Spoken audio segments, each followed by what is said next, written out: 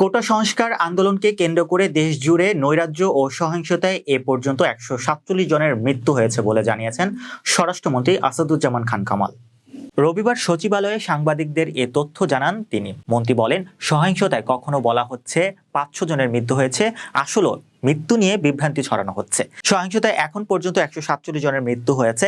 হাসপাতাল সূত্র সহ বিভিন্নভাবে এ তথ্য জানা গেছে। সহিংসতায় কতজন শিক্ষার্থীর মৃত্যু হয়েছে জানতে চাইলে তিনি বলেন, ছাত্র কতজন এখনো বিস্তারিত জানা যায়নি, আরও যাচাই করে তথ্য জানানো হবে।